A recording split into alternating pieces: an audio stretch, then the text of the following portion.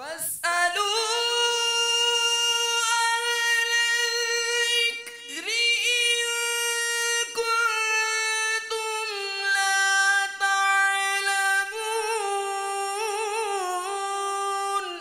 اے لوگو علم والوں سے پوچھو اگر تمہیں علم نہ ہو۔ الحمدللہ رب العالمین والصلاة والسلام علی سید المرسلین، اما بعد فاعوذ باللہ من الشیطان الرجیم، بسم اللہ الرحمن الرحیم۔ الصلاة والسلام علیک یا رسول اللہ، الصلاة والسلام علیک یا حبیب اللہ، الصلاة والسلام علیک یا نبی اللہ وعلی آلک و اصحابک یا نور اللہ۔ میٹھے میٹھے اسلامی بھائیوں اور مدنی چینل کے ناظرین، مدنی چینل کے سلسلے دارالافتاء اہل سنت کے ساتھ ایک مرتبہ پھر حاضر ہیں۔ سوالات کے باقاعدہ آغاز سے پہلے درود پاک کی فضیلت حصول برکت کے لیے شامل کرتے ہیں۔ نبی کریم صلی اللہ تعالی علیہ وآلہ وسلم نے ارشاد فرمایا، جس کا مفہوم کہ جو کوئی شخص مجھ پر ایک مرتبہ درود پاک پڑھے، اللہ تعالی عز و جل اس پر 10 رحمتیں بھیجتا ہے۔ صلو علی الحبیب صلی اللہ تعالی علی محمد صلی اللہ تعالی علیہ وآلہ وسلم۔ حضور، کپڑے کا کوئی حصہ ناپاک ہو گیا، یہ پتہ نہیں چل رہا کہ نجاست لگی کہاں پر تھی، ایسی جگہ گزرے بس چیٹے پڑے ہو یا کیسے ہی لگ گئی، تو اب کیا کیا جائے، اب کون سے حصے کو پاک کیا جائے؟ الحمدللہ رب العالمین والصلاة والسلام علی سید الانبیاء والمرسلین۔ اگر کپڑے کے اندر نجاست لگی ہے، اس کا یقین ہے کہ نجاست کپڑے میں لگی ہے، لیکن یہ نہیں پتہ چل رہا کہ وہ کپڑے کے کس حصے پر لگی ہے، بس اوقات تو ایک آئیڈیا ہو جاتا ہے کہ بچے کو گود میں لیا تھا تو آستین گیلی ہو گئی تھی، اب آستین کا کون سا حصہ گیلا ہوا تھا یہ پتہ نہیں چل رہا۔ بعض دفعہ نجاست لگنے کی جگہ معلوم ہوتی ہے کہ بعد میں دھو لوں گا، خشک ہو جاتی، پھر یاد نہیں رہتا کہ یہاں لگی تھی یا یہاں لگی تھی۔ تو اب ایسی صورت میں اگر اس طرح کا تعین ہے کہ دامن پہ لگی تھی، ٹھیک ہے، یا سیدھی آستین پہ لگی تھی، الٹی آستین پہ لگی تھی، یا شلوار کے سیدھے پائنچے یا الٹے پائنچے پہ لگی تھی، تو اگر اس طرح جس چیز کا اس کو یقین ہے نا کہ یہاں لگی تھی، اب اس آستین میں کس جگہ لگی تھی یہ پتہ نہیں چل رہا، تو بھی پوری آستین کو دھو لینا چاہیے، ٹھیک ہے۔ اسی طرح اگر پائنچے پہ لگی تھی، اب سیدھے پائنچے پہ لگی ہے، کون سے حصے پہ لگی ہے یہ نہیں پتہ چل رہا، تو سیدھے پائنچے کا وہ متاثرہ حصہ جس کے بارے میں ظن غالب ہو رہا ہے کہ اتنے حصے پہ لگی ہوگی، اتنے حصے کو دھو لیا جائے۔ اور اگر سچویشن یہ ہے کہ نجاست لگنے کا تو یقین ہے، لگی ہے اس کا یقین ہے، لیکن کہاں لگی تھی، وہ کون سا حصہ تھا، آستین، دامن یا سینے کا حصہ، کمر کی طرف، اس کا نہیں پتہ چل رہا، لیکن اتنا یقین ہے کہ نجاست آ کے لگی ہے، تو ایسی صورت میں پورے کپڑے کو ہی دھو لینا چاہیے تاکہ کسی قسم کا شک شبہ نہ رہے۔ اچھا، پورا کپڑا دھونا پڑے، پورا مطلب جیسے قمیص کے بارے میں ایسا ہو رہا ہے کہ قمیص پہ نجاست لگی ہے، لیکن قمیص کے کس حصے پہ لگی ہے یہ اسے یقین نہیں آ رہا، لیکن لگنا یقین سے ثابت تھا، ٹھیک ہے، تو ایسی صورت میں پوری قمیص کو ہی دھو لینا چاہیے۔ شلوار کا دھونا ضروری نہیں ہے جبکہ وہ ناپاک نہ ہوئی ہو، یا شلوار پہ ناپاکی لگی ہے تو اس کو دھو لیں، ٹھیک ہے۔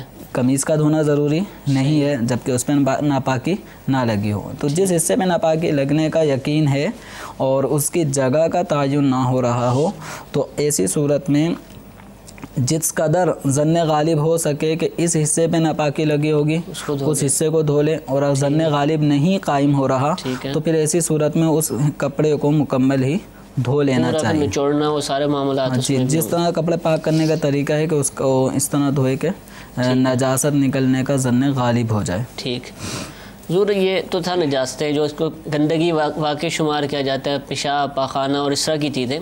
تیل لگ جائے، تیل جو نا وہ ناپاک ہو جائے، وہ اگر جسم پر یا کپڑوں پر لگے تو وہ کتنی مرتبہ دھونا ہے، اس کا کوئی الگ حکم ہے؟ تیل جو ہے اس کے اندر چکناہٹ ہوتی ہے، اب اس کو جس طرح 3 مرتبہ دھونے کا جو طریقہ کار ہے کہ اس کو نل کے نیچے لے جائیں اور اس پہ پانی بہائیں، ٹھیک ہے، پانی بہانے کے بعد اس کو نچوڑیں، ٹھیک ہے، اب اس میں ایک یہ ہوتا ہے کہ ظن غالب اگر آپ کو ہو جائے کہ اس میں جو ناپاکی ہے، کیونکہ تیل میں چکناہٹ ہے اور تیل فی نفسی ہی ناپاک نہیں ہوتا، تیل تو پاک ہی ہوتا ہے، تیل فی نفسی پاک ہوتا ہے، اس میں نجاست آ کے لگتی ہے۔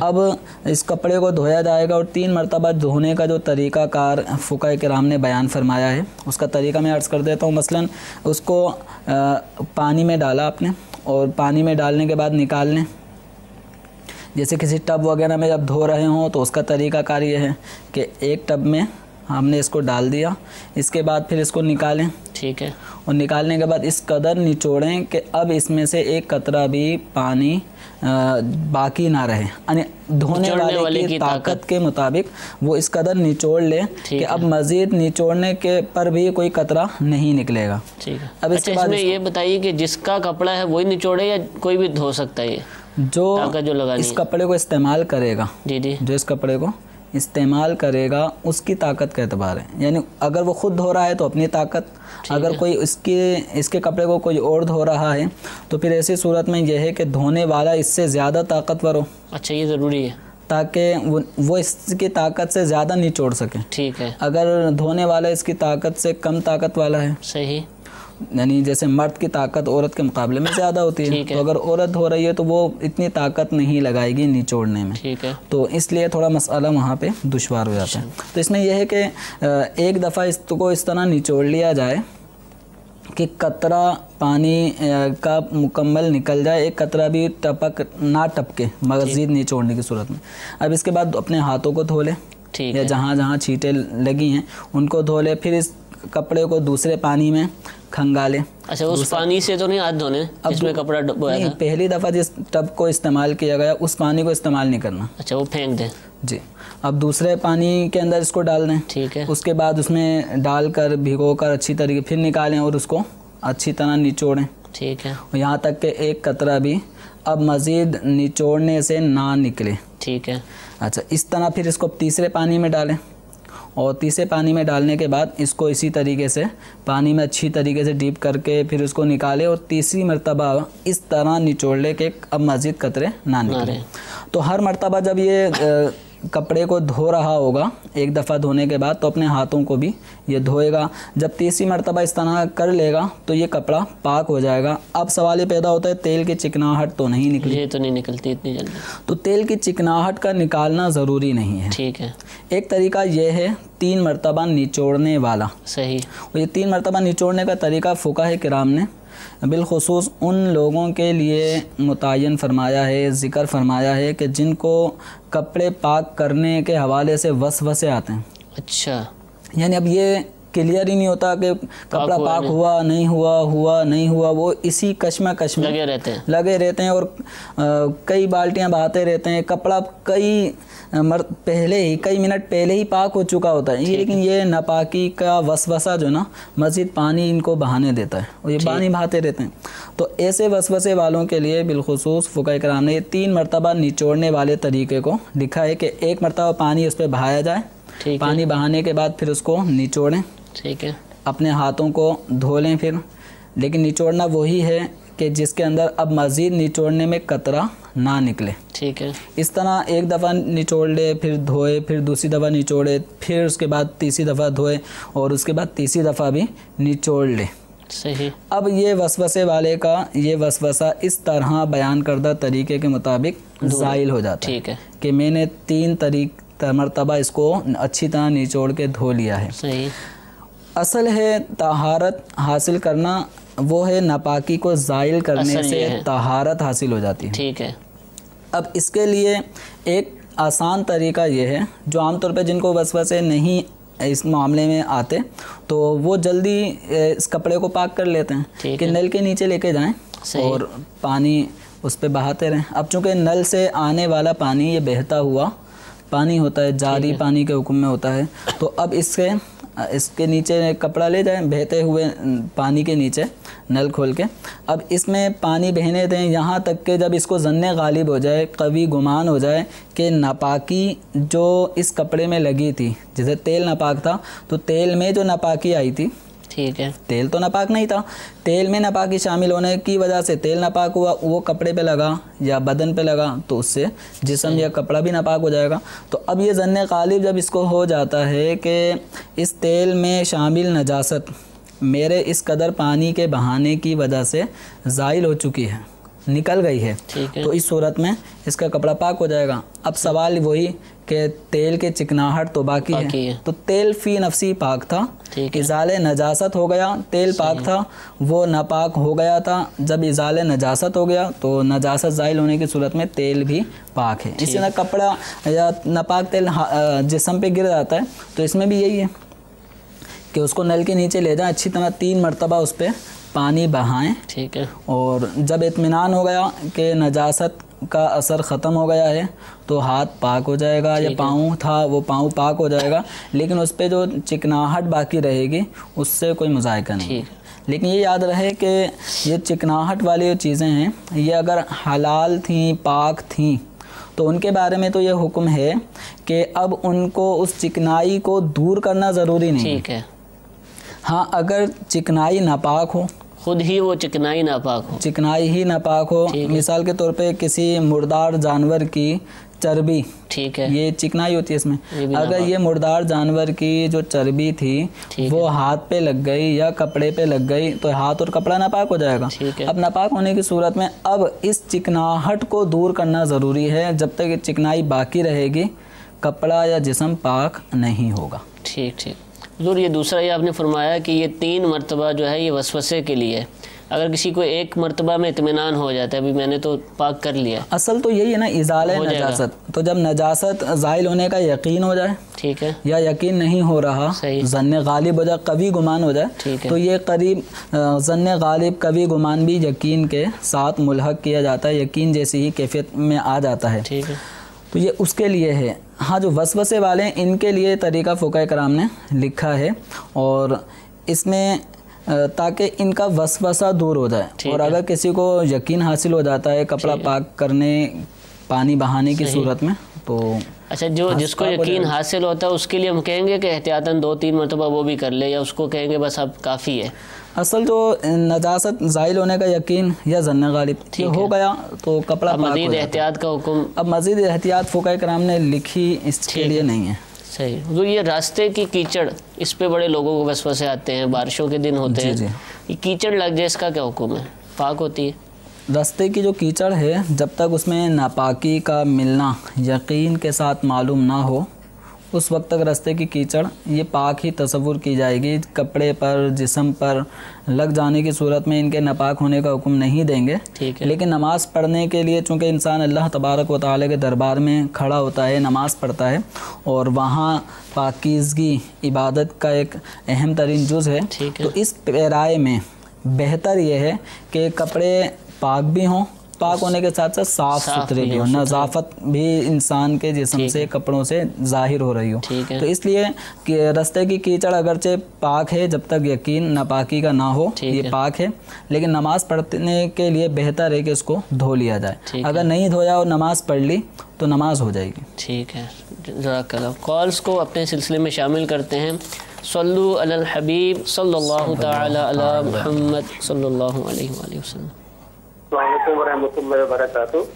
وعلیکم السلام ورحمۃ اللہ وبرکاتہ. میں کاشف بات کر رہا ہوں ملتان سے. مجھے یہ قاری صاحب سے یہ پوچھنا تھا کہ نجاست غلیظہ اس کے پاک کرنے کے کیا کام ہے, اور اگر کوئی کلین وغیرہ پہ یا جسم پہ یا نجاست غلیظہ لگ جاتی ہے یا کپڑوں پہ تو اس کو پاک کیسے کیا جاتا ہے؟ انشاءاللہ. دوسری کال.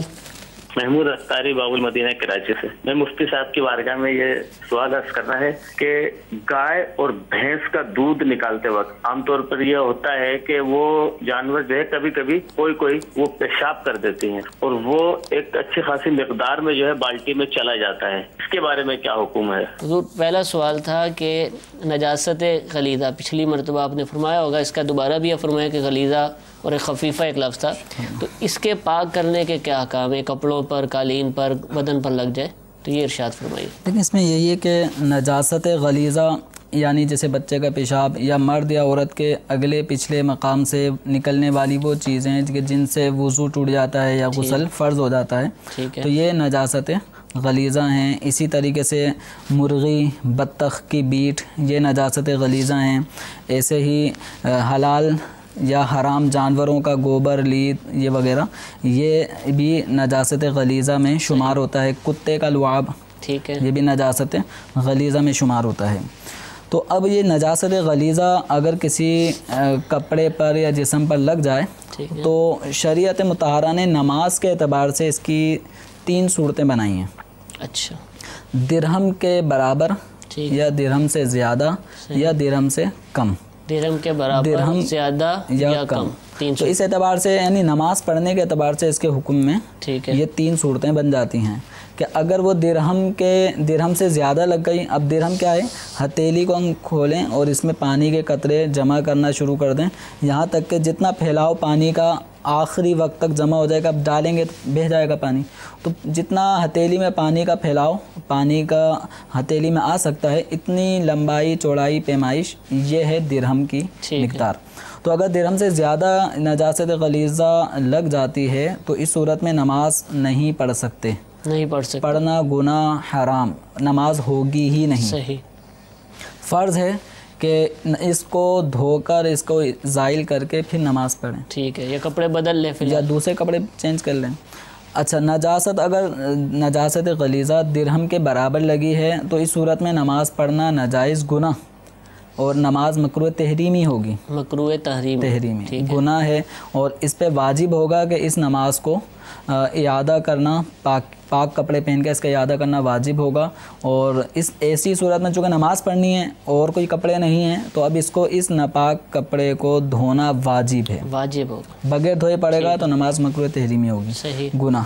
اور تیسری صورت یہ ہے کہ نجاست غلیظہ درہم سے کم مقدار میں لگی ہے، 2-3 قطرے پیشاب کے کپڑوں پہ لگ گئے ہیں تو یہ نجاست غلیظہ ہے، اور نجاست غلیظہ سے چونکہ درہم سے کم ہے تو اس صورت میں دھونا سنت ہے، نماز پڑھنے کے لیے اس کا دھونا سنت ہے، اور اگر کسی نے بغیر دھوئے پڑھ لی نماز ہو جائے گی، لیکن مکروہ تنزیہی، بہتر ہے کہ پاک کپڑوں میں یا اس کپڑے کو پاک کر کے پھر نماز پڑھی جائے۔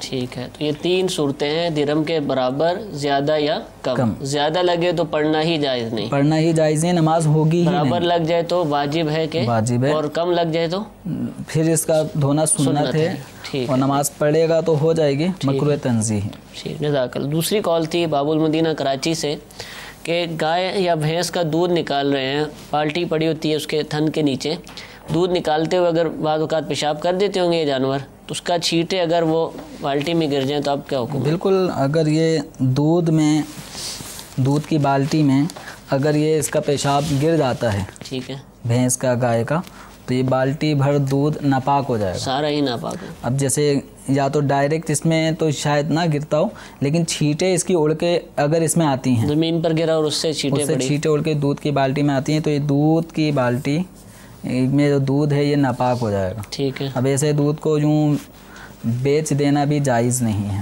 اچھا، یہ بیچنا جائز نہیں ہے، اس پہ احتیاط کرنی چاہیے، اس کو ضائع کر دینا چاہیے۔ ایک قطرہ بھی اگر بالٹی بھر دودھ میں گر گیا تو سب ناپاک ہو جائے گا۔ اچھا، سارا ناپاک ہوگا، ٹھیک ہے۔ یہ اب دودھ بیچنے والے جو ہیں جو اس معاملے میں، ان کو اس معاملے میں دیکھنا چاہیے، اور مسلمانوں کو جو پاک دودھ ہے وہی پیش کرنا چاہیے۔ تو یہ نجاست لگتی ہے، گیلی ہوتی ہے عموماً۔ اب نجاست تو خشک ہے، زمین پر لگی تھی کپڑے پر، خشک کپڑا پڑا ہوا ہے لیکن نجس ہے، اب اس پر کوئی گیلے پاؤں لے کر چلنا شروع کر دے تو کیا اب وہ اس کا جسم ناپاک ہو جائے گا؟ عام طور پہ گھروں میں اس طرح ہوتا ہے کہ چھوٹے بچے ہوتے ہیں، ان کی وجہ سے جگہ جگہ کارپیٹ کا کچھ حصہ ناپاک ہوتا ہی رہتا ہے۔ اب وہ پیشاب سوکھ گیا، سب کچھ نجاست بظاہر نظر نہیں آ رہی، لیکن یہ کنفرم ہوتا ہے رہنے والوں کو کہ کارپیٹ کا یہ حصہ متاثر ہے اور یہ ناپاک ہے۔ اب وضو کر کے پھر اسی کمرے میں یا ہال وغیرہ میں آنا جانا ہوتا ہے، تو اس میں گیلے پاؤں لے کر اگر ناپاک کارپیٹ پہ کوئی گزرا، ٹھیک ہے، تو اس میں یہ ہے کہ اگر پاؤں میں اتنی تری تھی کہ جو کارپیٹ کے ناپاک کارپیٹ پہ پاؤں لگا، پاؤں کی تری اتنی زیادہ تھی کہ وہ ناپاک کارپیٹ کے اندر جذب ہوئی اور وہاں سے ناپاکی پاؤں میں لگ جائے. ٹھیک. یعنی پاؤں ایک ہوتا ہے کہ پاؤں میں نمی ہے صحیح, اور ایک ہوتا ہے پاؤں میں تری باقاعدہ. ٹھیک ہے. جیسے عام طور پہ ہم پاؤں جب دھو رہے ہوتے ہیں تو پاؤں ہمارا تر بتر ہوتا ہے اور باقاعدہ قطرے اس سے ٹپک رہے ہوتے ہیں. اگر یہ کنڈیشن ہے اور ایسی کنڈیشن میں کسی نے ناپاک پاؤں کارپیٹ پہ رکھا اور رکھنے کی صورت میں وہ کارپیٹ کا حصہ گیلا ہو گیا, گیلا ہو کے پھر اس کی تری اب پاؤں میں لگ گئی, ٹھیک ہے, اب پاؤں بھی ناپاک ہو جائے گا. اچھا, اب نماز پڑھیں گے تو نماز بھی نہیں ہوگی. تو اچھا, وضو ہے تو وضو بھی ٹوٹ جائے گا؟ وضو نہیں ٹوٹے گا, وضو باقی رہے گا. وضو باقی رہے گا. ہاں اگر پاؤں میں تری تو ہے لیکن پاؤں میں اس طرح کی تری نہیں ہے کہ وہ قطرہ بن کے ٹپک رہا ہو اور کارپیٹ پہ جا کے پھر اس میں جذب ہو کے ادھر سے نجاست پھر پاؤں میں لگے, صرف ایک نمی سی ہے. ٹھیک ہے, پاؤں گیلا تو ہے, ہلکا نم ہے اور ناپاک پسینے کی وجہ سے نمی آ جاتی ہے. تو اب یہ کہ ایسی صورت میں اگر وہ ناپاک گیلا پاؤں لے کر اگر وہ کارپیٹ پہ چلتا ہوا چلا گیا, ٹھیک ہے, اور اس کو پتہ ہے کہ پاؤں میں اتنی قطرے والی تری نہیں تھی کہ جو جذب ہو کر پھر وہاں سے پاؤں میں دوبارہ ناپاکی کو لگائیں, تو اس صورت میں کارپیٹ سے پاؤں ناپاک نہیں ہوگا. ٹھیک ہے. تو بس اوقات ایسا ہوتا ہے کہ کسی جگہ کو ہاتھ لگایا جاتا ہے یا بیڈ شیٹ وغیرہ پہ ہاتھ لگا, ہاتھ میں محسوس ہوتا ہے کہ کچھ تری ہے, ٹھیک ہے, پتہ چلتا ہے کہ ادھر بچے نے پیشاب کیا. صحیح. اب اگر ہاتھ میں بس ہمیں ٹھنڈک کا احساس ہو رہا ہے, لگانے سے خشکی اور تری اس کا فرق تو ہو رہا ہے کہ یہاں پہ گیلا تری ہے, گیلا ہو رہا ہے, لیکن ہاتھ میں کوئی تری محسوس نہیں ہو رہی, ہاتھوں میں تری نہیں آ رہی, تو اس صورت میں ہاتھ ناپاک نہیں ہوگا. تو صرف نمی کا احساس ہونے سے, یعنی اگر وہ ناپاک کپڑا تھا اور ناپاک کپڑے سے ہمارا ہاتھ ٹچ ہوا, صرف تری اور نمی محسوس ہوئی, تو اس نمی سے ہاتھ ناپاک نہیں ہوگا. ہاں اگر وہ اتنا تر تھا کہ اس پہ ہاتھ لگانے سے ہمارے ہاتھ میں باقاعدہ تری چھٹ گئی, ٹھیک, اور ناپاکی لگ گئی, تو اس صورت میں ناپاک. ٹھیک, جزاک اللہ. کچھ کالرز ہمارے ساتھ ہیں, نئی کال سلسلے میں شامل کرتے ہیں. صلو علی الحبیب صلی اللہ تعالی علی محمد صلی اللہ علیہ وسلم. السلام علیکم ورحمۃ اللہ وبرکاتہ. وعلیکم السلام ورحمۃ اللہ وبرکاتہ. میں ابو امیمہ طاری باب المدینہ کراچی سے عرض کر رہا ہوں. میرا دارالفضل سنت میں سوال یہ ہے کہ اگر بالٹی میں پانی نکال لیا جائے اور بالٹی سے جو ہے پانی نکال کر جو ہے وہ کپڑے کو دھویا جائے, تو کیا یہ بہتے پانی کے حکم میں, یعنی پہلے مطلب کہ بالٹی پانی سے بھر لی جائے پھر اس بالٹی سے جو ہے وہ برتن سے پانی نکالا جائے, تو اب یہ برتن سے پانی نکال کر ہم کپڑے پہ ڈال رہے ہیں, تو یہ جاری پانی کے حکم میں ہے یا یہ ٹھہرے میں, یعنی وہ 3 دفعہ اس کو نچوڑا جائے گا یا وہ جاری پانی کے حکم میں ایک ہی دفعہ وہ اس کے لیے کافی ہے. اور اسی طرح لوٹے سے اگر مطلب کہ کپڑے کو پانی انڈیلا جائے, کپڑے کو دھویا جائے, تو وہ بھی جاری پانی کے حکم میں ہوگا یا وہ مطلب 3 دفعہ اس کو پاک کرنا پڑے گا؟ اس بارے میں تھوڑی شرعی رہنمائی فرما دیجیے. السلام علیکم ورحمۃ اللہ وبرکاتہ. وعلیکم السلام ورحمۃ اللہ وبرکاتہ. دوسری کال. السلام علیکم ورحمۃ اللہ وبرکاتہ. وعلیکم السلام ورحمۃ اللہ وبرکاتہ. میری ایک لانڈری کی دکان ہے, تو میں نے یہ پوچھنا تھا کہ میں سب کپڑے جو ہے نا مکس کر کے دھوتا ہوں, تو اس کے مطلب جو نجاست مجھے نظر آ جائے وہ تو میں دھو لیتا ہوں الگ سے, جو نظر نہیں آتی ہے اس کو ظاہر ہے وہ سارے مکس کر کے میں دھوتا ہوں, تو اس کے بارے میں کیا ہے ذرا وہ مجھے بتا دیں. ٹھیک ہے. 2 کالرز ہیں, دونوں کالرز ہمارے مستقل کالرز ہیں. ابو امیمہ بھائی باب المدینہ کراچی سے. جاری پانی کا ہم نے حکم بیان کیا کہ اس کا حکم دوسرے پانی کی نسبت الگ ہے. اب جاری پانی تو ایک نلکے کا فرمایا یا نہر بہ رہی ہو, بالٹی سے وہ پانی اگر مگ سے یا لوٹے سے ڈال رہے ہیں وہ پانی بہہ رہا ہے, تو کیا بھی یہ جاری پانی کا حکم؟ یہ بھی جاری پانی کے حکم میں آئے گا. جیسے لوٹا بھرا یا مگا بھرا ہوا ہے اور اس سے پانی ڈالا جا رہا ہے, جو پانی کپڑے کے اجزاء کپڑے کے اندر آ رہا ہے اور بہتا ہوا آگے نکل رہا ہے, تو یہ جاری پانی کے حکم میں ہے. اس کو جاری پانی کا حکام ہے. یہ جاری پانی کا حکام میں ہے, چاہے لوٹے کی ٹوٹی سے بہہ رہا ہو یا نلکے سے بہہ رہا ہو یا مگے سے لے کر پانی اس میں بہایا جا رہا ہو, تو یہ سب بہتے پانی کے حکم میں آ جاتے ہیں. اور بہتے پانی میں دھونے کی صورت یہ ہے کہ ظن غالب ہو جائے तो नापाक कपड़ा पाक हो जाता है। इस बात का ज़न्न गालिब हो जाए कि नजासत कपड़े में से निकल गई। ठीक है, दूसरी कॉल उनका जो सवाल समझ आया कि कपड़े बेचते हैं तो जिन कपड़ों में नजासत धोने का शायद अमल है जी, तो जिनमें नजासत पता होती है कि नजासत लगी वो तो पाक कर देते हैं और बकिया को नहीं करते, तो क्या बकिया कपड़े पाक कहलाएंगे? देखिए, इसमें कपड़े पाक और नापाक ये मुतअद्दिद कपड़े बैक वक्त धोने का अमल इनका है। अब ये कह रहे हैं कि नजासत नज़र आती है तो उसको मैं अलग से धो लेता हूँ। ठीक है, तो अब चूँकि जो इस तरह कपड़े वॉशिंग का जो काम करते हैं तो चूँकि अब इनके मुतअद्दिद कपड़े बैक वक्त ये मशीन में डाल देते हैं। बड़ी मशीनें होती हैं और इनको इस बात का भी यकीन नहीं है कि कौन सा कपड़ा पाक है कौन सा नापाक है, ये धो रहे हैं। ठीक है, तो अब इनको इस अंदाज में धोना कि अब इनका यानी कपड़ा बे हाथ लगाएंगे तो हाथ नापाक ना हो जाएं, तो इस वसवसे में इनको नहीं पड़ना। ठीक है, जब तक नजासत का इन्हें यकीन ना हो तो ये उन सब कपड़ों को पाक ही तसव्वुर करेंगे, अगरचे उसमें नापाक कपड़े भी आ गए हों और इन्हें पता ही नहीं है, इनको मालूम भी नहीं। तो अब इस जहाँ अगर इन्हें कोई नापाक कपड़ा पता चलता है तो उसको ये अलग से बस है, तो ये नापाक दाग वगैरह को शायद नापाक समझ रहे होंगे, वैसे तो उनको मुश्किल ही पता चले। नापाकी अगर इन्हें नापाकी नज़र आ जाती है ऐसी बाकायदा नज़र आ जाता है, उसको ये अलग से आमतौर पे ये बकर ईद के बाद जो लोगों के कपड़े ख़राब होते हैं तो ये कपड़े भी जाते हैं धोबी के पास धुलने के लिए। तो इस सूरत में जो नजासत का जिन्हें यकीन है उन कपड़ों को ये अलग करके धोएं। ठीक है, इनको पाक कपड़ों में मिक्स ना करें। ठीक है, ताकि बकिया पाक कपड़े या पानी वो नापाक ना हो जाए, इनको अलग से पाक करें और अलग से पाक करने के बाद फिर इन्हें धोया जाए। और अगर इस तरह इन्होंने धोए और पाक और नापाक का इन्हें कोई इल्म भी नहीं है, ठीक है, तो इस सूरत में जो कपड़े धुल रहे हैं वो पाक ही तसव्वुर किए जाएंगे। अब सवाल ये पैदा होता है, जिस आदमी ने नापाक कपड़े दिए हैं उसको तो यकीन है, उसको पता था कि मेरे कपड़े नापाक, उसको पता है कि मेरे कपड़े तो नापाक गए हैं। ठीक है, अब जब धुलकर आएंगे कपड़े तो इस कपड़े देने वाले के लिए क्या हुक्म है कि क्या आया वो इन कपड़ों को पहन के नमाज पढ़ सकता है? सही। तो अब इसमें यह है कि अगर इसने कपड़े नापाक दिए, नापाक कपड़े धुलकर जब इसके पास धोबी की तरफ से धुलकर आ गए और उनमें नापाकी नज़र नहीं आ रही, जो नापाकी थी वो नापाकी का असरात रंग वगैरह सब ख़त्म हो चुका है, बू भी नहीं आ रही, निशान मिट गया, तो इस सूरत में इस कपड़े को पाक ही तसव्वुर किया जाएगा। ठीक है, वजह इसकी ये है कि आम तौर पे चूँकि बड़े पैमाने पर जब मशीनों में कपड़े को डाला जाता है तो उसमें पानी की एक वाफिर मिकदार इस्तेमाल की जाती है। ठीक, और उसमें चूँकि ये कास्टिक वगैरह और ऐसे केमिकल्स भी यूज़ करते हैं कि जो मेल कुचेल को दूर करता है, तो इन सब मराहिल से गुजरने के बाद फिर पानी की वाफिर मिकदार, फिर मशीन चलती है और पानी बाद में भी ये गंदा पानी निकालने के लिए साबुन वाला सर्फ वाला पानी निकालने के लिए नया पानी भी डालते हैं और मशीन इस दौरान भी गर्दिश में रहती है, तो इससे बासानी है साबुन वाला पानी भी निकल जाता है। यानी इनके मुताबिक जो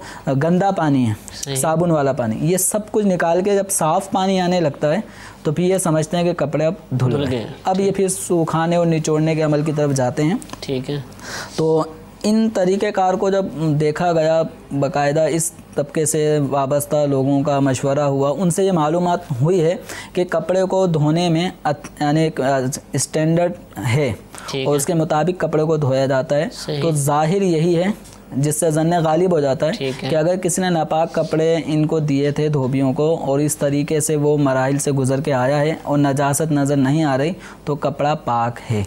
लेकिन बेहतर यही है कि अपने नापाक कपड़ों को पहले पाक कर लिया जाए, फिर धोबियों की खिदमत हासिल की जाए। तो ये तो आम तौर पर जो धोबी हैं ऐसे ही करते होंगे, लेकिन आपको भी मालूम है कि बाज़ धोबी धोते ही नाले के पानी से, इस तरह की मालूमात, नालों के करीब धो रहे होते हैं। अब पाक पानी भी होता होगा लेकिन वो करीब में नजासत वगैरह होती है। पता भी कि मेरा धोबी जो है जिससे मैं धुलवाता हूँ वो मशीनों से नहीं धोते, हाथों से धोते हैं। तो सदरुल शरिया अलैहि रहमत से कुछ सवाल इसी तरह का किया गया था। ठीक है, कि वो इधर इस तरह धोते हैं, पानी गंदा भी बह रहा होता है और इस तरह, तो आया वो कपड़े मुस्लिम गैर मुस्लिम सबके कपड़े होते हैं और धोने वाले गैर मुस्लिम भी होते हैं, तो कपड़ा पाक होके आएगा नहीं आएगा। तो आपने फरमाया कि नजासत के अगर असरात कपड़े अब धुल कर आए तो नजासत का असर निशान वगैरह कुछ भी नज़र नहीं आ रहा तो कपड़ा पाक ही कहलाएगा। ठीक है, पाक ही माना, पाक ही हो। ठीक, बेहतर ये कि पाक करके ही दिया जाए। और बहुत ज़्यादा मच्छर ہوتے ہیں, کھٹمل ہوتے ہیں, لوگ ان کو مارتے ہیں, خون نکلتا ہے ان میں سے, وہ پاک ہوتا ہے ناپاک ہوتا ہے؟ ہاتھوں پہ لگتا ہے, کپڑوں پہ لگتا ہے, کپڑوں پہ بھی, کپڑے پہ مار دیا, سو کے اٹھیں تو کپڑوں پہ بس اوقات نشانات بھی لوگوں کے یوں دیکھیں ہیں, تو جہاں کھٹمل زیادہ ہوتے ہیں تو اس طرح ان کے جسم میں جاتے ہیں اور مر بھی جاتے ہیں وہ دب کر. تو کھٹمل کا خون یا مچھر کا خون یا مکھی کا, اس طرح جو ہے نا یہ حشرات چھوٹے چھوٹے, ان کا خون پاک ہے. اچھا, ان کا خون پاک ہے. یہ اگر کپڑوں پہ لگ جائے یا جسم پہ لگ جائے تو ناپاک نہیں ہوگا. البتہ چونکہ یہ جراثیم, ان کے بلڈ میں جراثیم تو ہوتے ہیں, صحیح, تو اس کے ازالے کے لیے اپنے کپڑے کو یا اپنے جسم کو دھو لینا چاہیے, لیکن ان کا خون ناپاک نہیں ہے. وہ یعنی نماز کے اندر نماز اگر پڑھیں گے تو نماز ہو جائے گی. ٹھیک ہے. مزید کچھ کالز اگر ہوں تو شامل کرتے ہیں. صلو علی الحبیب صلی اللہ تعالی علی محمد صلی اللہ علیہ وسلم. مودری انتانا صاحب سے بول رہا ہوں. سوال میرا یہ ہے کہ نماز کے دوران اکثر کمزوری کی وجہ سے پیشاب کے قطرے جو نکل جاتے ہیں, تو اس سے کیا نماز ہو جائے گی یا نہیں؟ اور ہو جائے گی تو نماز پڑھنے کے بعد کیا ہمیں غسل کرنا اور کپڑے جو ہیں وہ پاک کرنا فرض ہو جائے گا یا نہیں؟ ٹھیک ہے. مزید محمد عامر اطاری نام ہے میرا. تو جی میرا سوال یہ تھا کہ میری والدہ بیٹھی عدت کے اوپر, تو یہ پوچھنا تھا کہ وہ کیا مدنی چینل دیکھ سکتی ہیں عدت؟ یہ میرا سوال تھا بھائی. ٹھیک ہے. مدنی چینل عدت کے دوران دیکھنے کا حکم. پہلا سوال حضور یہ تھا کہ نماز کے دوران پیشاب کے قطرے آ گئے, تو اب وہ نماز کا حکم کیا ہوگا, اور اس کے بعد کیا کپڑے پاک کرنے ہیں, غسل کرنا ہے پورا؟ لیکن پیشاب کے قطرے نکلنے سے وضو ٹوٹ جاتا ہے. ٹھیک ہے. نماز پڑھ رہے ہوں گے تو نماز بھی ٹوٹ جائے گی. اب وہ قطرہ شلوار پہ, کپڑوں پہ جس جگہ لگا ہوگا وہ حصہ بھی ناپاک ہو جائے گا. لیکن قطروں سے نکلنے, اب قطرے اگر بہت زیادہ نکل گئے اور درہم سے زیادہ اگر وہ حصہ ناپاک ہو گیا تو اب تو ان کپڑوں میں نماز پڑھ ہی نہیں سکتے. ٹھیک ہے. ان کو پاک کرنا ہوگا. رہا یہ کہ غسل کرنا, تو پیشاب کے قطرے نکلنے سے غسل لازم نہیں ہوتا. ایک آدمی باقاعدہ فارغ ہوتا ہے قضاء حاجت سے تو غسل لازم نہیں ہوتا, صرف وضو ٹوٹتا ہے. تو یہاں پر بھی وضو ٹوٹے گا, پیشاب کے قطروں سے غسل فرض نہیں ہوتا. اچھا, نماز بھی ٹوٹ جائے گی اگر یہ معذور فرد ہے؟ اگر یہ معذور, اب چونکہ یہ معذور کے حوالے سے کافی حد تک ہم پچھلے سلسلے میں بیان کر چکے ہیں, تو اب ان کے لیے مشورہ یہ ہے کہ یہ اپنا مسئلہ دارالفتہ اہل سنت اگر ان کے شہر میں ہو تو دارالفتہ اہل سنت چلے جائیں, اپنے شہر کے کسی مفتی سنی صحیح العقیدہ عالم دین مفتی صاحب کی خدمت میں جائیں, اپنا مسئلہ بیان کریں, تو معذور شریک ہونے نہ ہونے کی صورت ان کو بتا دی جائے گی اور ان کو مزید احکام پتہ چل جائیں گے. دارالفتہ اہل سنت کے فون نمبرز اگر اسکرین پہ دکھائے جائیں تو ان نمبرز پہ صبح 10 بجے سے شام 4 بجے تک, اور علاوہ 1 سے 2 نماز وغیرہ کا وقفہ ہے, اور جمعے کا دن چھٹی کا ہوتا ہے. ان کے جمعے کے علاوہ بقیہ کسی بھی دن ان اوقات کا خیال رکھتے ہوئے اپنا مسئلہ بیان کریں, انشاءاللہ ان کو اطمینان بخش جواب دیا جائے گا انشاءاللہ. دوسرا سوال تھا, والدہ عدت پر بیٹھی ہیں, اب عدت کے دوران مدنی چینل دیکھ سکتی ہیں؟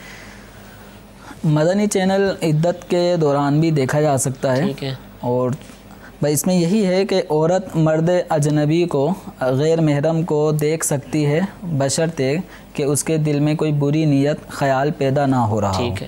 تو عدت کے دوران ان کی والدہ مدنی چینل دیکھ سکتی ہیں. ماشاءاللہ. حضور سردیوں کا موسم ہے, پورے ملک بھر میں جیکٹیں سردیوں کی بعض دفعہ وہ پرانے بازار سے بھی خریدی جاتی ہیں, بعض دفعہ نئی بھی خریدی جاتی ہیں, چمڑے کی لیدر کی بنی ہوتی ہیں. تو اس پہ دونوں لوگوں کو وسوسے آتے ہیں, شبہ آتا ہے کہ بھئی یہ چمڑا ناپاک ہے پاک ہے, پہننے سے بعض دفعہ منع بھی کرتے ہیں, اس کا کوئی حکم؟ دیکھیں اس میں یہ ہے کہ جب تک ہمیں ناپاکی کا یا نجس ہونے کا یقین نہیں ہوگا اس وقت تک ہم کسی بھی چیز کو ناپاک تصور نہیں کریں گے. ٹھیک ہے. تو کیا صرف حرام ہی جانور مرتے ہیں؟ ٹھیک ہے. لاکھوں لاکھ جانور رائے خدا میں قربان کیے جاتے ہیں, بقر عید میں تو الگ, اس کے علاوہ پورے سال یہ جو گوشت ہمیں کھانے کو ملتا ہے حلال جانوروں کا ہوتا ہے, ان کی بھی کھالیں ہوتی ہیں. تو اس لیے یہ اپنے آپ میں وسوسے میں نہ آئیں کہ یہ جو لیدر ہے یہ کسی حرام یعنی سور یا خنزیر یا مردار کی کھال کا ہی بنا ہوگا. تو یاد رکھیں کہ خنزیر کے علاوہ سور خنزیر اس کی کھال پاک نہیں ہوتی, چاہے کتنا ہی رگڑ لیں کتنا ہی دھو لیں. مبالغہ ہے کہ 7 سمندر کے پانی بھی اگر اسے بہا دیے جائیں نا تو خنزیر کی کھال پاک نہیں ہوتی, یہ نجس العین ہے, یہ سمجھو ناپاکی ہے, یہ گندگی ہے, گندگی کبھی بھی پاک نہیں ہو سکتی. تو خنزیر کے علاوہ بقیہ جو جانور ہیں اگرچہ وہ حرام ہوں، ان کا گوشت نہ کھایا جاتا ہو، تو ان کی کھال اگر کسی نے اتار لی، اتارنے کے بعد اس کو دھوپ میں ڈال دیا، یا چکنائی جو کھال کی ہوتی ہے وہ کسی طریقے سے زائل کر دی، ٹھیک ہے، چاہے دھوپ میں ڈال کے یا کیمیکل وغیرہ لگا کے اس کی کھال کو دھو لیا، صاف ستھرا پاک کر لیا، چکنائی ختم ہو گئی، تو وہ کھال بھی پاک ہے، ٹھیک ہے۔ ایسی کھال کا اگر لیدر کی جیکٹ بنائی گئی ہے تو وہ جیکٹ بھی پہن سکتے ہیں، نماز پڑھی جا سکتی ہے۔ بس فرق یہ ہے کہ حرام جانوروں کی کھال کا استعمال کرنا یہ غرور، تکبر اور اس طرح کے برے اوصاف پیدا کرتا ہے۔ ٹھیک ہے، چیتے کی، چیتا، شیر وغیرہ، یہ پہننا ہی ہے یا ویسے ہی بیٹھنے کے لیے؟ بیٹھنا ہو یا پہننا ہو، اگرچہ ان کی کھال پاک ہو گئی ٹھیک ہے، تب بھی ان کا استعمال کرنے سے بچنا چاہیے کہ انسانی صفات میں بری صفتیں پیدا ہونے کا اندیشہ ہوتا ہے۔ ہاں، حلال جو جانور ہیں، بکری، بھیڑ وغیرہ، ان کی کھال کو استعمال بلا حرج استعمال کیا جا سکتا ہے، جبکہ یہ بکری کا سنا ہے کہ عاجزی بھی پیدا ہوتی ہے، بکری کی کھال پہ بیٹھنے سے عاجزی پیدا ہوتی ہے، انکساری پیدا ہوتی ہے۔ ٹھیک ہے، تو بکری کی کھال پر بیٹھا جائے اور ان کے چمڑے سے بنے چمڑے کی جیکٹیں، لیدر کی جیکٹیں ہیں، تو اس میں وسوسے میں نہ پڑیں کہ اس میں پتہ نہیں کس کی کھال لگی ہوگی، تو جب پتہ چل جائے اس وقت آپ کو عمل کرنا ہے۔ جب تک پتہ نہیں چلے حرام یا ناپاک، اس کھال کا ناپاک ہونے کا یقین نہ ہو تو وسوسے میں نہ آئیں، اس کو استعمال آپ نہیں کرنا چاہتے نہ کریں، دوسرا اگر کوئی استعمال کر رہا ہے تو اس پہ آبجیکشن نہیں کریں۔ ٹھیک ہے، بالکل حلال ہے اور پاک ہے۔ جزاک اللہ حضور، سلسلے کا وقت ختم ہو گیا، سوالات ابھی بھی باقی ہیں، مدنی چینل دیکھتے رہیے۔ اللہ تعالیٰ سے دعا ہے کہ عمل کرنے کی توفیق عطا فرمائے، آمین بجاہ النبی الامین، صلو علی الحبیب صلی اللہ تعالی علی محمد صلی اللہ تعالی علیہ وسلم۔